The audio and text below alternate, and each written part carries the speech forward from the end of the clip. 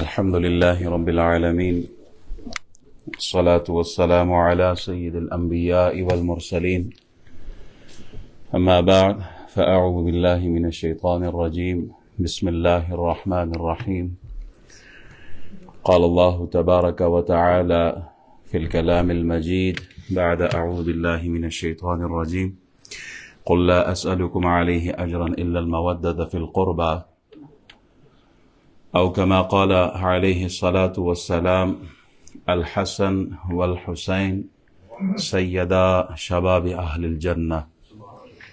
صدق الله مولانا العظيم وصدق رسوله النبي الأمين الكريم، ونحن على ذلك لمن الشاهدين والشاکرین والحمد للہ رب العالمین. تمام خوبیاں حمد ثنا اللہ کے لیے جو ہم سب کا خالق مالک رازق ہے.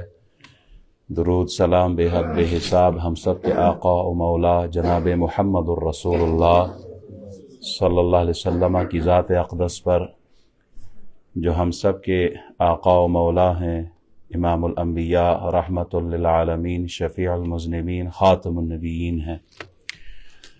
اللہ تعالیٰ کے حضور دعا گو ہوں، مالک و مولا ہمارا اول وقت میں آنا، بیٹھنا، سننا، سنانا اپنی پاک بارگاہ میں قبول فرمائے. احباب،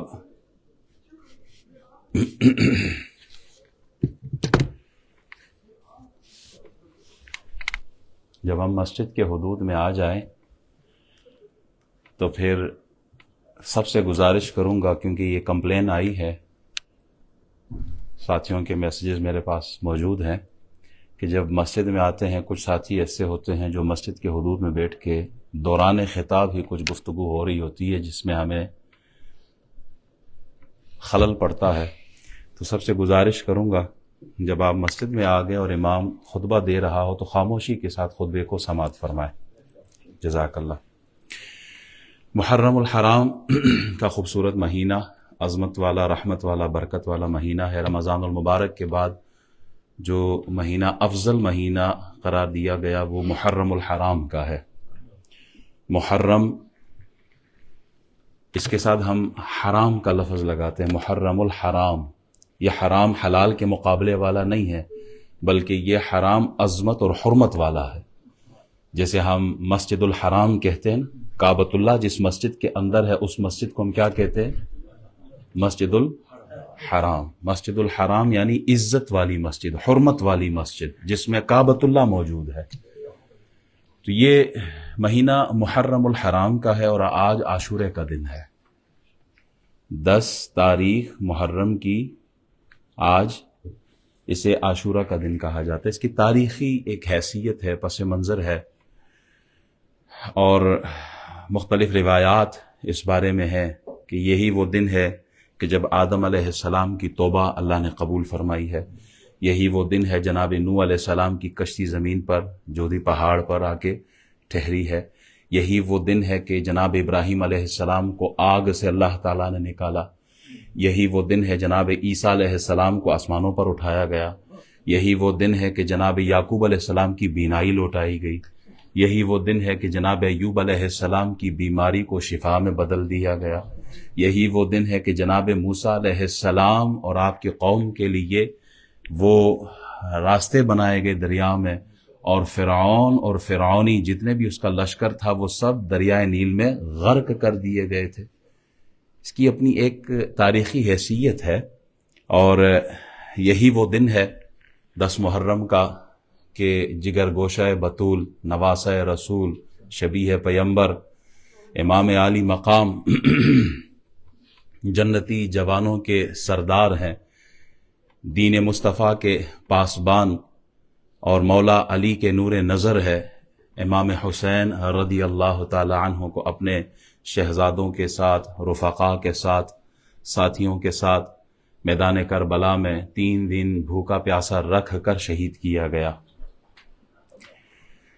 احباب، آج کچھ گزارشات امام حسین کی عظمت کے حوالے سے، اور آخر میں کربلا کا پیغام کیا ہے، اس پر چند باتیں آپ سے عرض کروں گا. اللہ تعالیٰ مجھے صحیح انداز میں حق بات کہنے کی توفیق عطا فرمائے. فضیلت اور عظمت کو دو بڑے حصوں میں تقسیم کیا جا سکتا ہے. ایک عظمت یا فضیلت وہبی ہے اور ایک کسبی ہے. فضیلت وہبی وہ کہ جس میں انسان کو اس کی کوئی محنت، کوئی مشقت، کوئی عمل دخل اس فضیلت میں نہ ہو. جیسے اللہ کی مخلوق، جنات بھی اللہ کی مخلوق ہے، فرشتے بھی اللہ کی مخلوق ہے، انسان بھی اللہ کی مخلوق ہے، پرندے، درندے، چرندے، یہ سارے اللہ کی مخلوق ہے. لیکن اللہ نے مجھے اور آپ کو انسان بنایا، اور تمام مخلوقات میں جو افضل ہے، جو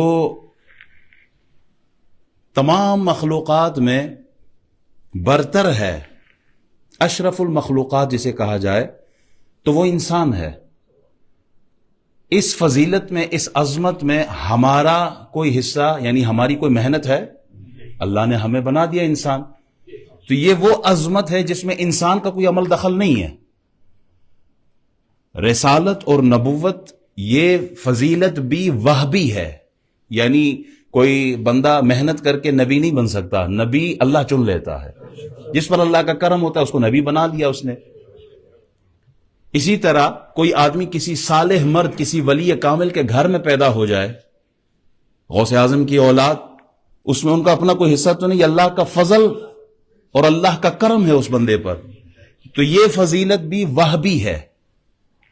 اسی طرح انسان کی عظمت کے وہ گوشے جس میں اس کا عمل دخل ہو، اس میں اس کی محنت ہو، اور اس کی محنت اور مشقت کے صلے میں اس کو ایک مقام مل جاتا ہے. جیسے ایک ان پڑھ آدمی ہے، وہ کتابیں کھول لیتا ہے، کسی استاد کی شاگردی میں آتا ہے، پڑھ لکھ جاتا ہے، محنت کرتا ہے، وہ عالم بن جاتا ہے. تو اس کا عالم بننا، اس نے محنت کی، راتوں کو جاگ کر ایک بندہ قرآن یاد کرتا ہے اور ایک حافظ قرآن بن جاتا ہے. یہ مقام، مرتبہ، شرف اس کو ملا، لیکن اس کے پیچھے اس کی اپنی محنت بھی شامل ہے. ایک آدمی راہ خدا میں جاتا ہے، اپنی جان داؤ پہ لگا دیتا ہے اور جان قربان کر لیتا ہے، شہادت کے منصب اور مرتبے پہ پہنچ جاتا ہے. یہ جو شہادت کی عظمت اور فضیلت اسے ملی ہے، یہ کسبی ہے، اس میں اس نے محنت کی ہے، اس نے اپنی جان دی ہے. تو وہبی فضیلت اور کسبی فضیلت جب یہ نقطہ ارتقاء کو پہنچ جاتا ہے تو ایسا لگتا ہے امام حسین ہی کی صورت اللہ بنا کے دے دیتا ہے. دونوں فضیلتیں اللہ تبارک و تعالی نے امام حسین کو عطا فرمائی ہے. احباب، یہاں سب سے بڑی فضیلت جو میں بیان کرنا چاہتا ہوں وہ شرف صحابیت ہے. نبوت اور رسالت کے بعد انسانوں میں جو سب سے بڑی فضیلت اور عظمت ہے، جو مرتبہ اور مقام ہے، وہ صحابہ کو ہے، وہ صحابہ کا مقام ہے. نبوت اور رسالت کے بعد امت میں جو سب سے بڑی فضیلت ہے وہ کس کو حاصل ہے؟ صحابہ کو حاصل ہے. امام حسین رضی اللہ تعالیٰ عنہ کے لیے وہ تمام فضائل جو قرآن و سنت میں بیان ہوئے ہیں، صحابہ کرام کے حوالے سے وہ تمام کے تمام حضرت امام حسین میں مجتمع ہیں. میں ایک آیت قرآن سے پڑھ رہا ہوں. اللہ تبارک و تعالیٰ نے ان کا مقام کیا ہے، ایسے لوگوں کا مقام، سورہ مجادلہ کی آخری آیت، اولئک کتب فی قلوبہم الایمان. اللہ تبارک و تعالیٰ نے ان کے دلوں پر ایمان کو نقش کر دیا ہے. اللہ تبارک و تعالیٰ نے ان کے دلوں پر ایمان کو راسخ کر دیا ہے. پھر یہ فوج سے ڈرنے والے نہیں ہوتے، پھر یہ مال پر بکنے والے نہیں ہوتے، پھر یہ کسی کے رعب و دبدبے کے زیر اثر نہیں ہوتے. کیوں؟ ایمان اللہ نے ان کے دلوں پہ نقش کر دیا ہے. وَأَيَّدَهُمْ بِرُوحٍ مِّنْ، اور اللہ کی تائید ان لوگوں کو حاصل ہے. وَيُدْخِلُهُمْ جَنَّاتٍ تَجْرِي مِن تَحْتِهَا الْأَنْهَارُ خَالِدِينَ فِيهَا، انہی کے لیے اللہ تبارک و تعالی نے جنتیں رکھی ہوئی ہیں. اور پھر اگلی آیت کا اگلا حصہ، رضی اللہ عنہم ورضوا عنہ، اللہ ان سب سے راضی ہو گیا ہے.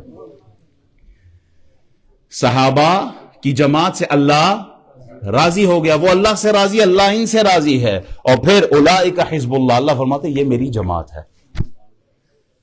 یہ ساری کی ساری فضیلتیں صحابہ کو ملی ہے، اور امام حسین بھی صحابی رسول ہے.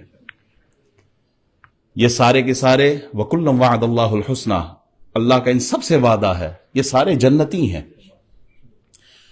امام حسین کی عظمت کا ایک دوسرا گوشہ وہ یہ ہے کہ آپ نواسہ رسول ہیں، صحابی ہونے کے ساتھ ساتھ آپ رسول اللہ کے نواسے بھی ہے۔ ایک سوال اٹھتا ہے ذہن میں، جناب اسلام میں تو مولوی صاحب آپ ہمیشہ ممبر پہ کھڑے ہو کے کہتے ہیں اِنَّ أَكْرَمَكُمْ عِندَ اللَّهِ أَتْقَاكُمْ، تو میں سب سے بڑا عزت والا وہ ہے کہ جناب جو متقی ہو، پارسا ہو، تقوی والا ہو۔ ادھر آپ خاندان کو بیچ میں لے آئے، نواسہ رسول ہے، تو یہ کوئی شرف والی بات ہے؟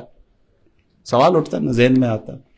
تو احباب دیکھیں، اسلام کا قانون کی نظر میں سب برابر ہیں۔ قانون کی نظر میں اسلام نے کہا ہر بندہ برابر ہے۔ یہ نہیں ہو سکتا کہ اگر کوئی مالدار آدمی چوری کرے تو اس کو چھوڑ دیا جائے، کہا نہیں، قانون برابر ہے۔ اللہ کے حضور، اللہ کا قرب پانے کے لیے جو راستے ہیں اللہ نے سب کے لیے یکساں رکھے ہیں۔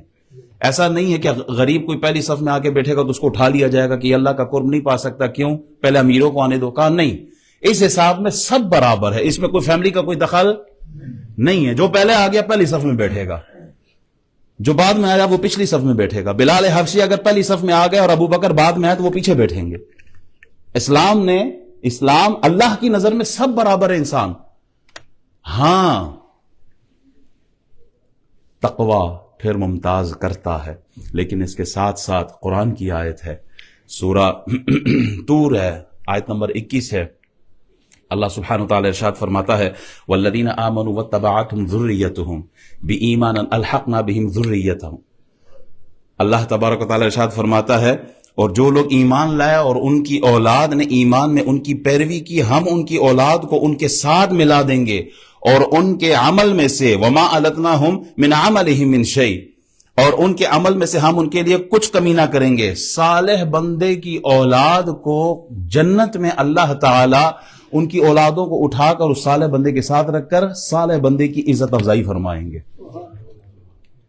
علامہ امام سیوطی فرماتے ہیں کہ اولاد کو اللہ تعالی جنت میں اپنے آبا کے ساتھ اکٹھا کرے گا، کیونکہ ان کی اولاد کو وہاں جمع کرنے میں ان کی آبا کی عزت ہوگی۔ امام ابن کثیر فرماتے ہیں اسی مقام پر کہ یہ بیٹوں پر آبا کی برکت سے، والدین کی برکت سے اللہ کا فضل ہے۔ اسی طرح ایک اور روایت میں کہ حضرت خضر علیہ السلام نے ان 2 یتیم بچوں کے جو مال کی حفاظت کے لیے دیوار بنا دی تھی، کیوں؟ فرمایا وَكَانَ أَبُوهُمَا صَالِحًا، ان کا جو والد تھا وہ نیک آدمی تھا، ان کے والد کی برکت سے اولاد کا مال محفوظ کر دیا گیا۔ امام حسن جب خوارج کے ساتھ بحث کر رہے تھے نا، تو آپ نے سوال کیا کہ وہ خضر علیہ السلام نے یتیم بچوں کا جو مال تھا وہ کیوں بچایا تھا، اس کی حفاظت کیوں کی تھی؟ تو آگے سے انہوں نے کہا وہ اس لیے کہ ان کا والد نیک تھا۔ تو آپ نے کہا میرے آبا و اجداد ان کے آبا و اجداد سے زیادہ نیک تھے۔ اگر شرف، خاندانی رشتہ داری، قرابت ایک شرف نہ ہوتا تو امام حسن اس سے استدلال کیوں کرتے؟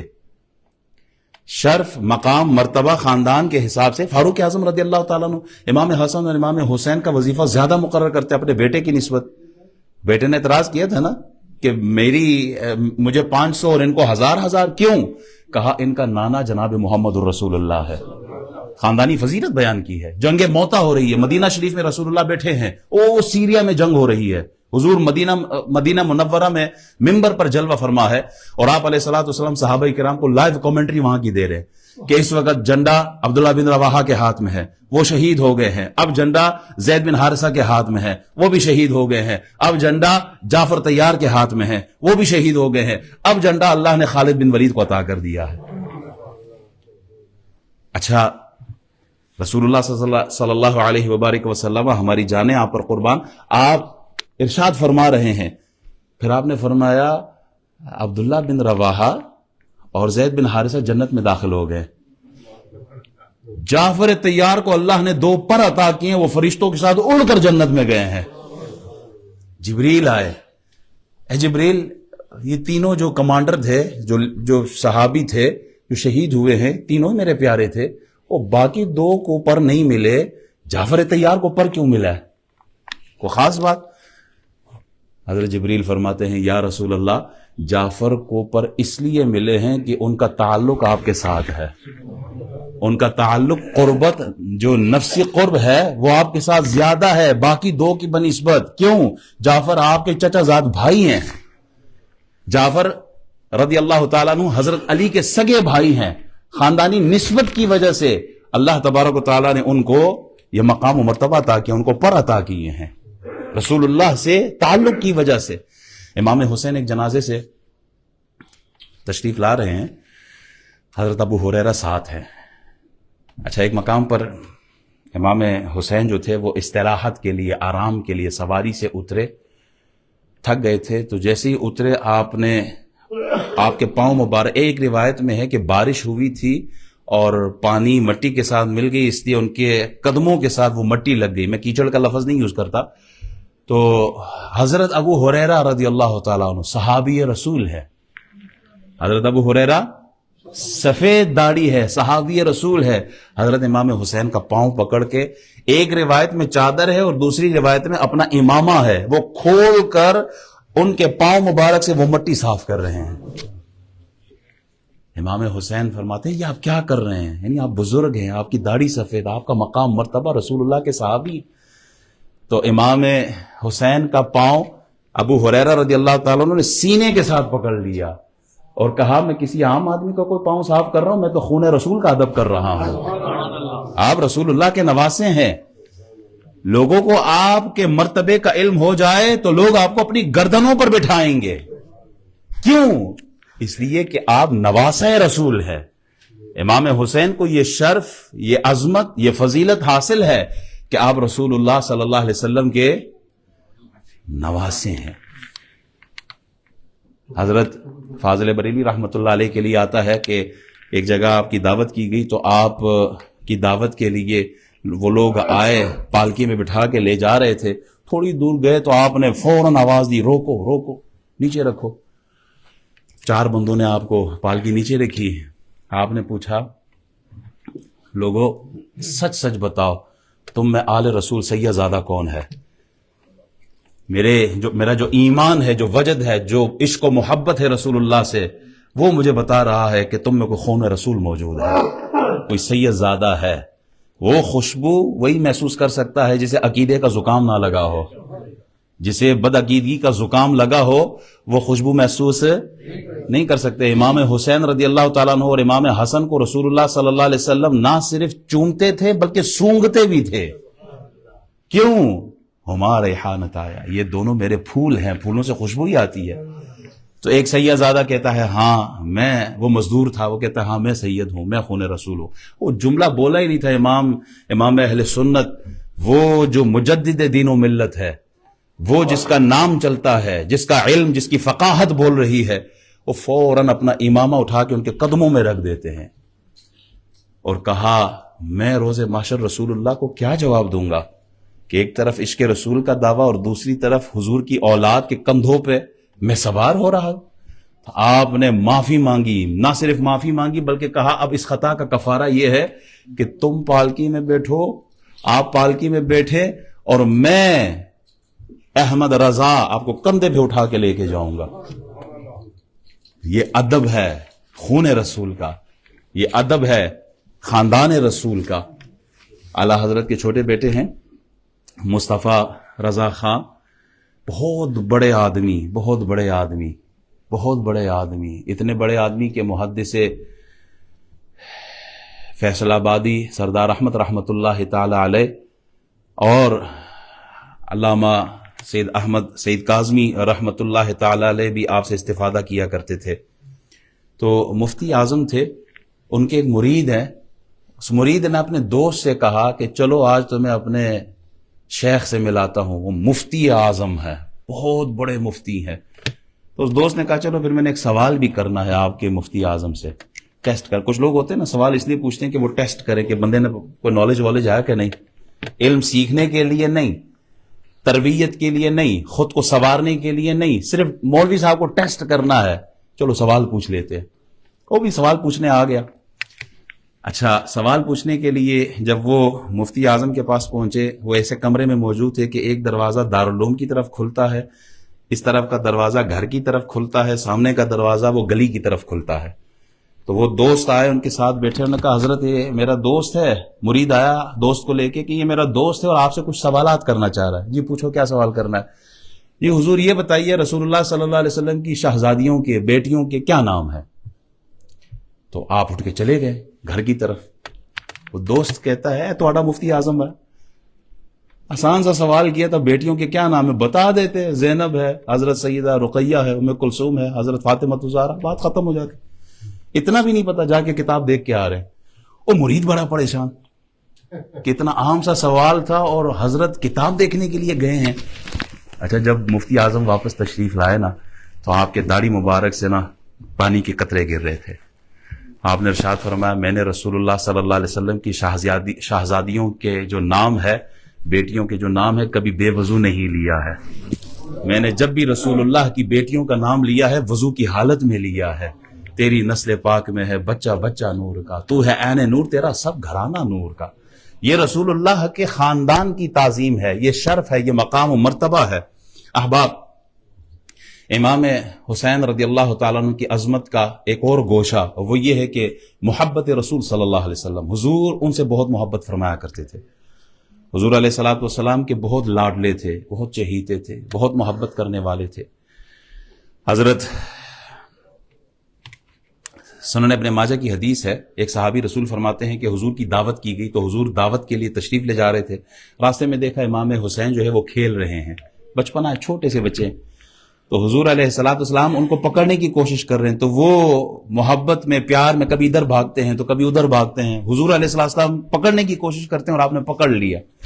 اور پھر فرماتے ہیں کہ نبی علیہ الصلوۃ والسلام نے ایک ہاتھ ٹھوڑی کے نیچے رکھا اور دوسرا ہاتھ سر کے پیچھے رکھا، اور پھر آپ نے امام حسین کو کس کیا، بوسہ لیا، اور پھر آپ فرماتے ہیں حسین منی وانا من حسین، حسین مجھ سے ہے اور میں حسین سے ہوں. پھر آپ فرماتے ہیں احب اللہ من احب حسینا، جس نے حسین سے محبت کی اللہ اس سے محبت کرے. پھر فرماتے ہیں حسین سبط من الاسباط، حسین نواسوں میں میرا ایک نواسا ہے.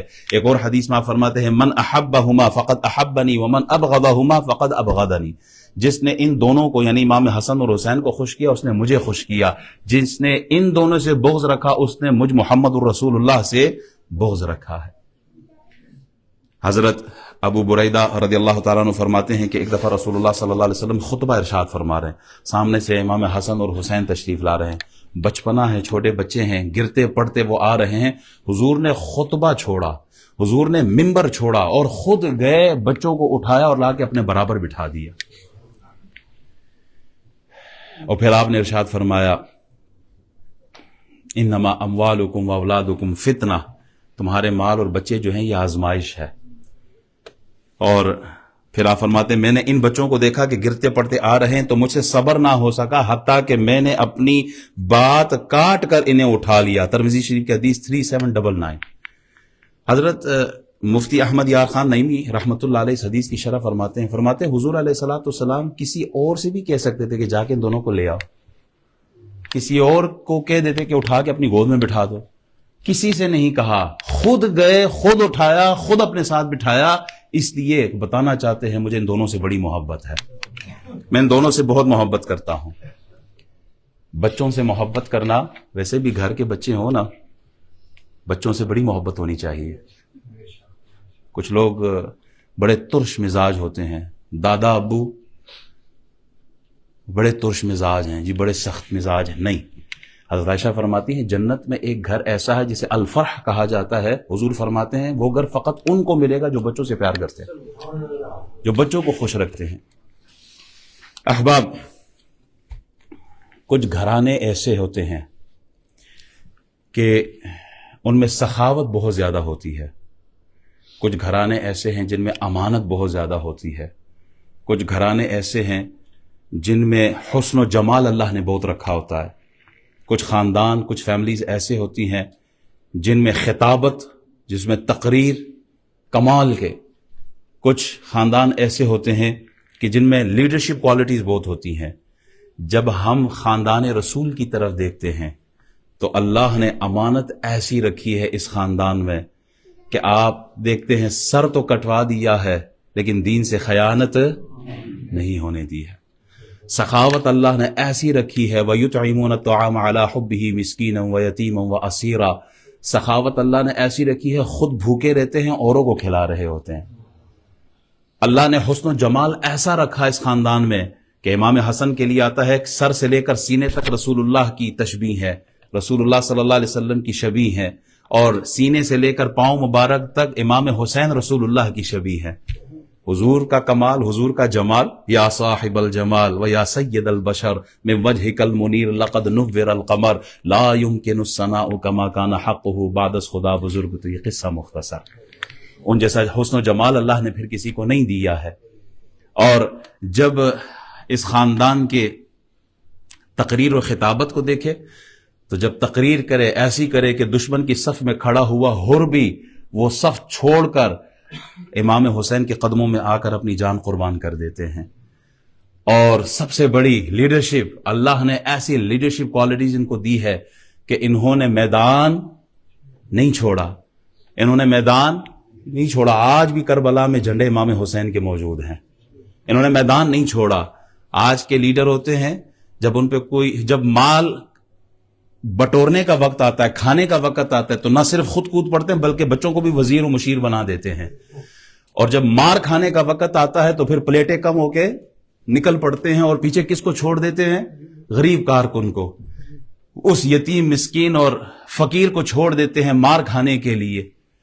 لیڈرشپ کوالٹیز اللہ نے ایسی رکھی ہیں اس خاندان میں کہ جب لینے کا وقت آیا تو حضور نے فرمایا میری آل پر زکوٰۃ حرام ہے، اور جب دینے کا وقت آیا تو پھر میدان میں امیر حمزہ کو اتار دیتے ہیں۔ جب دینے کا وقت آیا تو امام حسین کو میدان میں اتار دیا، جب دینے کا وقت آیا تو حضرت علی کی زندگی کو داؤ پہ لگا دیا۔ یہ دین کے لیے قربانی کا پیغام ہے۔ رسول اکرم صلی اللہ علیہ وبارک وسلم کا پورا خاندان عظمت والا ہے۔ امام شافعی فرماتے ہیں یا اہل بیت رسول اللہ حبکم فرض من اللہ فی القرآن انزلہ کفاکم من عظیمہ القدر انکم من لم یصلی علیکم لا صلاۃ لہ۔ اے اہل بیت رسول صلی اللہ علیہ وبارک وسلم، تم سے محبت کرنا اللہ نے قرآن میں، جس کو اللہ نے قرآن میں اتارا ہے، آیات اللہ نے اتاری ہیں، اللہ نے فرض قرار دے دیا ہے۔ تمہاری عظمت کے لیے اتنا ہی کافی ہے کہ ہماری نمازیں ہی مکمل نہیں ہوتی جب تک آپ پر درود و سلام نہ پڑھا جائے۔ ہم اپنے بچے سے دوران نماز کلام کرے، سلام کرے تو ہماری نماز ٹوٹ جائے، اور جب تک رسول اللہ کے بچوں پر، آل رسول پر، آل محمد پر درود نہ پڑے تو امام شافعی فرماتے ہیں نماز ہوتی ہی نہیں ہے۔ شیخ سعدی شرازی رحمت اللہ علیہ فرماتے ہیں الہی بحق بنی فاطمہ کہ برقول ایما کنم خاتمہ اگر دعوتم رد کنی ور قبول منو دست دامان آل رسول۔ اے اللہ، ہماری جب موت کا وقت آئے نا تو فاطمہ الزہرا کے بچوں کا واسطہ ہے، فاطمہ کے بچوں کا واسطہ ہے، ہمیں ایمان والی موت عطا فرمانا۔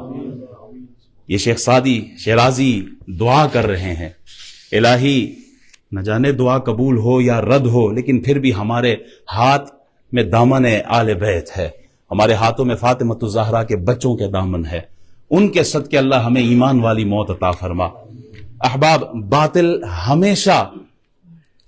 ہمیشہ حق کو مٹانے کے لیے زور لگاتا ہے۔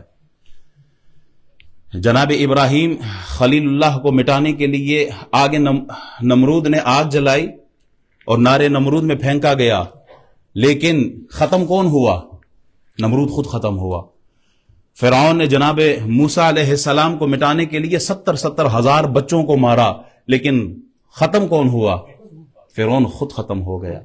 یزید نے امام حسین کو ختم کرنے کے لیے 22,000 کا لشکر بھیجا، ختم کون ہوا؟ یزید خود ختم ہوا۔ بچے امام حسین کے کٹ رہے تھے لیکن نسل یزید کی مٹتی جا رہی تھی۔ بچے امام حسین کے دنیا چھوڑ رہے تھے، 14 بیٹے ہیں یزید کے، آج نام لیوا کوئی نہیں ہے، آج نام لیوا کوئی نہیں۔ حد ہی نہیں حسین تیرے انتقام کی، لفظ یزید کو گالی سے بدتر بنا دیا۔ آج یزید کے حمایتی بھی اپنے بچوں کے نام یزید کے نام پر نہیں رکھتے، وہ جانتے نہیں کہ یزید کی قبر کدھر ہے۔ مٹ گئے، مٹتے ہیں، مٹ جائیں گے عادات تیرے، نہ مٹا ہے نہ مٹے گا کبھی چرچا تیرا۔ حضور کا چرچا، حضور کے خانوادے امام حسین، آپ کا چرچا نہیں مٹ سکتا، آپ کو ختم نہیں کیا جا سکتا۔ حسین کی اولاد تو بہت دور کی بات ہے، میں کہتا ہوں خادم حسین کا ذکر کوئی نہیں مٹا سکتا۔ حضور کے خادم، امام حسین کے خادم کا ذکر پوری دنیا میں چل رہا ہے، اولاد حسین تو بہت دور کی بات ہے۔ احباب، پیغام کربلا کیا ہے؟ آج ہم جلسے کرتے ہیں، آج ہم محافل کا انعقاد کرتے ہیں، ہم ان کی شان، مقام، مرتبے بیان کرتے ہیں۔ پیغام کربلا کیا ہے؟ اس مقصد کو سمجھے۔ امام حسین کی لڑائی کسی فرد کے ساتھ نہیں تھی، کسی انڈیویجول کے ساتھ نہیں تھی۔ امام حسین کی لڑائی ایک آئیڈیالوجی کے ساتھ تھی، ایک سوچ و فکر کے ساتھ تھی، ایک نظریے کے ساتھ تھی۔ امام حسین کی لڑائی اس نظریے سے تھی جس میں شراب اور زمزم کو برابر کر دیا گیا تھا۔ امام حسین کی لڑائی اس سوچ و فکر کے ساتھ تھی جس میں زنا اور نکاح برابر قرار دی گئی تھی، جس میں سچ اور جھوٹ کو ایک ہی پلڑے میں رکھا گیا تھا۔ امام حسین کی لڑائی اس نظریے کے ساتھ تھی جہاں حلال اور حرام کو، نیکی اور بدی کو، سچ اور جھوٹ کو ایک ہی ترازو میں رکھا گیا تھا۔ امام حسین کی لڑائی اس نظریے کے ساتھ تھی جو کہتے تھے کہ طاقت ہی حق ہے۔ امام حسین کی لڑائی اس نظریے کے ساتھ تھی جو کیا کہتے تھے؟ طاقت ہی حق ہے۔ طاقت مل گئی، قوت مل گیا، اقتدار مل گئی، پاور مل گیا، تو اب ہم جو کرنا چاہے ہم کر سکتے ہیں۔ امام حسین کی لڑائی اس نظریے کے ساتھ تھی۔ جو دین کا حلیہ بگاڑنا چاہتے تھے، امام حسین کی لڑائی ان لوگوں کے ساتھ تھی۔ جو بندروں کو اور کتوں کو اور جانوروں کو لڑانے والے لوگ تھے، امام حسین کی لڑائی اس نظریے کے ساتھ تھی۔ امام حسین کی لڑائی اس نظریے کے ساتھ تھی جہاں شراب، زنا، حلال، حرام سب کو مکس کر دیا گیا تھا۔ امام حسین کی لڑائی ایک بندے سے نہیں تھی، امام حسین کی لڑائی یزیدیت کے ساتھ تھی۔ جو ظلم کرتا ہو، وہ ظلم فلسطین میں ہو تب بھی یزیدیت ہے، وہ ظلم کشمیر میں ہو تب بھی یزیدیت ہے، وہ ڈی چوک ہو، مرید کے ہو، کہیں پر بھی کسی انسان پر ظلم ہو، یزید چہرہ بدل بدل کر آ رہا ہے، یزیدیت وہیں پر قائم ہے، یزیدیت وہی ہے، لیکن چہرہ بدل بدل کر وہ ظلم کر رہا ہے۔ حسینیت کیا ہے؟ یہ درس ہے کربلا کا کہ خوف ہے بس خدا کا، یہ حسینیت ہے۔ حسینیت کیا ہے؟ کہ ڈر کس کا ہو؟ اللہ کا ڈر ہو۔ امام حسین کی شہادت کا مقصد کیا تھا؟ یزید کی بیعت کر لیتے تو مال و دولت مل جاتی، امارت مل جاتی، وزارت مل جاتی، منصب مل جاتا، سب کچھ مل جاتے۔ حضور نے تو پہلے ہی فرما دیا تھا حسین جنتی جوانوں کے سردار ہے، بیعت کر لیتے تب بھی جنتی جوانوں کے سردار میں کوئی فرق تو نہیں، لیکن حسین نے بیعت نہیں کی۔ کیوں؟ کہا اگر میں حسین بیعت کر لیتا تو نظام مصطفیٰ درہم برہم، دین اسلام درہم برہم، حق اور باطل سب مکس ہو جاتے۔ حسینیت کیا ہے؟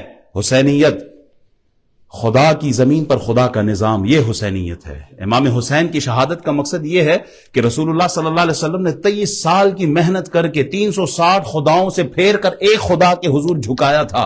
خدا کا اور بندوں کا تعلق جو رسول اللہ نے بنایا تھا، ریاست مدینہ جو وجود میں رسول اللہ لے کے آئے تھے، اس نظام کو بچانا تھا۔ مخلوق خدا کا خدا کے ساتھ جو تعلق رسول اللہ نے بنایا تھا، اس تعلق کو بچانا تھا، اس نظام کو بچانا، اس سسٹم کو بچانا تھا جو رسول اللہ نے قائم کیا تھا۔ اس بڑے مقصد کے لیے آپ نے قربانی پیش کی ہے۔ گھر لٹا کر دین بچانے کا نام کربلا ہے، گھر لٹا کر دین بچانے کا نام کربلا ہے۔ ظالم کے سامنے ڈٹ کر مقابلہ کرنا یہ کربلا ہے۔ تلواروں کے سائے میں نماز ادا کرنا یہ کربلا ہے۔ قرآن کے احکام کو کھول کر بیان کرنا یہ کربلا ہے۔ امام علی مقام نے جس مقصد کے لیے قربانی دی تھی کہ بندوں کا خدا سے تعلق جڑا رہے، آج میں اپنے گریبان میں جھانکوں، آپ اپنے گریبان میں جھانکے، جس مقصد کے لیے انہوں نے قربانی دی تھی کہ میرا اور آپ کا تعلق اللہ سے جڑا رہے، کیا ہم نے وہ تعلق بحال رکھا ہے؟ حسینیت کس چیز کا نام ہے؟ حسینیت 5 وقت نماز ادا کرنے کا نام ہے۔ حسینیت اچھے اخلاق اپنانے کا نام ہے۔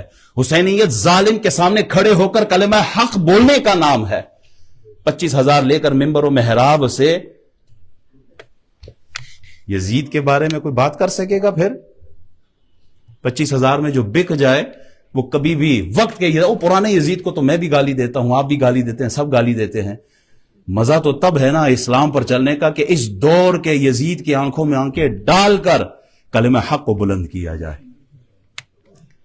اس دور کے یزید کو برا کہا جائے، اس دور کے یزید کو چیلنج کیا جائے۔ 56 اسلامی ممالک ہے، کس ملک میں اسلامی نظام موجود ہے؟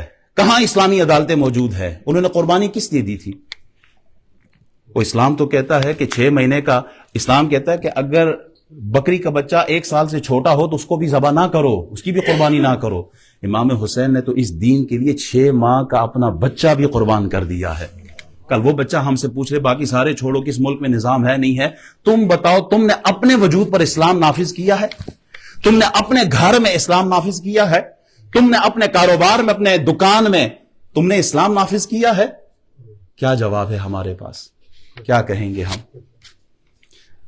امام حسین کی قربانی کا مقصد یہ ہے کہ کبھی بھی چاہے حالات کیسے ہی کیوں نہ ہو، کبھی کسی فاسق کی سپورٹ نہ کرنا، کسی فاجر کی، کسی ظالم کی، ظلم کرنے والے کو کبھی بھی ووٹ نہ دینا۔ یہ بیعت کا مطلب ہی ووٹ ہے۔ کبھی کسی ظالم کو ووٹ نہ دینا۔ ہمارا حال کیا ہے کہ بریانی کی 1 پلیٹ پر ہم ایمان کا سودا کر دیتے ہیں۔ ادھر قیمے والے نان مل رہے ہیں تو چلو ووٹ بھی ان کا، سب کچھ ان کا۔ کیا منہ دکھائیں گے ہم امام حسین کو؟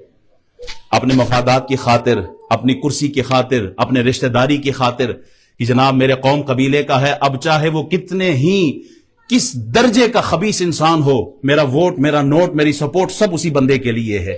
امام حسین اسی کے لیے آئے تھے، اسی کے لیے آپ نے قربانی پیش کی ہے کہ آپ کا ووٹ، آپ کا نوٹ اور آپ کی سپورٹ فقط اللہ کی رضا کے لیے ہو۔ جس چراغ کو، اسلام کے چراغ کو خون دے کر میں نے اس کو روشن رکھا ہے، بتاؤ اس چراغ کو روشن رکھنے کے لیے تم نے کیا قربانی پیش کی ہے؟ حضرت سمیہ اور حضرت یاسر کی شہادت کے بعد ان کے بیٹے حضرت عمار نے وہ ماتم نہیں شروع کر دیا کہ وہ شہید ہو گئے، نہیں، ان کے مشن کو آگے لے کے چلے ہیں ان کے بیٹے۔ ان کا مشن کیا ہے؟ ان کا مشن یہی ہے، امام حسین کا مشن یہی ہے۔ کربلا کے ذرے ذرے سے یہ پیغام وہاں سے آ رہا ہے کہ لوگوں سب کچھ برداشت کر لینا، سب کچھ قربان کر لینا، ہر چیز پہ کمپرومائز کر لینا، اللہ کی رضا پہ کمپرومائز نہیں کرنا، دین اسلام پر کمپرومائز نہیں کرنا، اللہ اور اس کے رسول کی خاطر دین اسلام کے لیے جو قربانی دینی پڑے پیچھے نہ ہٹنا، ہر چیز قربان کر دینا۔ کیونکہ یزید صرف اس دور میں نہیں تھا، یزید آج کے دور میں بھی موجود ہے۔ خون حسین کی قسم یہی ہے ارض کربلا، یہ جو آج کا جو ماحول بنا ہوا ہے، آج بھی یزید اپنے وجود کے ساتھ ڈفرنٹ چہروں کے ساتھ موجود ہے۔ یہی ہے خون حسین کی قسم، یہی ہے ارض کربلا۔ لاکھوں یزید ہے یہاں، کلمہ حق اٹھا کے دیکھ تو صحیح ذرا، تسبیح پھیرنے کا وقت بھی معلوم ہے، مصلی پہ کھڑے ہونے کا وقت بھی معلوم ہے۔ یہ نادا گر گئے سجدے میں جب وقت قیام آیا، جب کھڑے ہونے کا وقت ہوتا ہے تو قوم تسبیح پکڑ کے مصلی پہ کھڑی ہو جاتی ہے۔ کربلا کے ذرے ذرے سے آواز آتی ہے، اسلام کی خاطر سر کٹتا ہے تو کٹ جائے، ظالم کے سامنے سر نہ جھکانا۔ جیل جانا پڑے تو چلے جاؤ لیکن ظالم اور یزید کے سامنے سر نہیں جھکانا۔ جان جاتی ہے جائے پر ایمان نہ جائے، ایمان کا سودا نہ کرنا۔ اور امام حسین نے تو یہ جیت اور ہار کی جو کیفیت ہے وہی بدل دی ہے۔ امام حسین آپ کو شہید کیا، آپ کی جان گئی، یزید تخت پر براجمان ہو گیا لیکن پھر بھی ناکام ہے۔ حسین کا سر نیزے پر ہے، چڑھ گیا ہے، لیکن یزید تخت حاصل کرنے کے باوجود، امام حسین کو شہید کرنے کے باوجود وہ کامیاب نہیں ہوا، وہ ہار گیا۔ کامیاب کون ہوتا ہے؟ کامیاب وہ ہوتا ہے جس کا نام زندہ ہو، جس کا کام زندہ ہو، جس کا مشن زندہ ہو۔ امام حسین کا نام بھی زندہ ہے، کام بھی زندہ ہے اور آپ کا مشن بھی زندہ ہے۔ ہارتا وہ ہے جو میدان چھوڑ جاتا ہے۔ امام حسین 1400 سال کے بعد بھی آج بھی کربلا میں میدان میں موجود ہے، جھنڈے آج بھی امام حسین کے لہرا رہے ہیں۔ جیت اور ہار کا فلسفہ ہی بدل دیا ہے۔ جیتا وہی ہے جو اللہ کو مقبول ہو جائے، ہارتا وہی ہے جو اللہ کے دربار سے نامنظور ہو اور مردود ہو جائے۔ اللہ تعالی ہمیں امام حسین کے مشن کو اپنانے کی توفیق عطا فرمائے۔ آپ نے جس طرح قربانیاں دی ہیں، اللہ ہمیں اسی طرح انہی کے نقش قدم پر چلتے ہوئے قربانیاں دینے کی توفیق عطا فرمائے۔ وآخر دعوانا الحمدللہ رب العالمین۔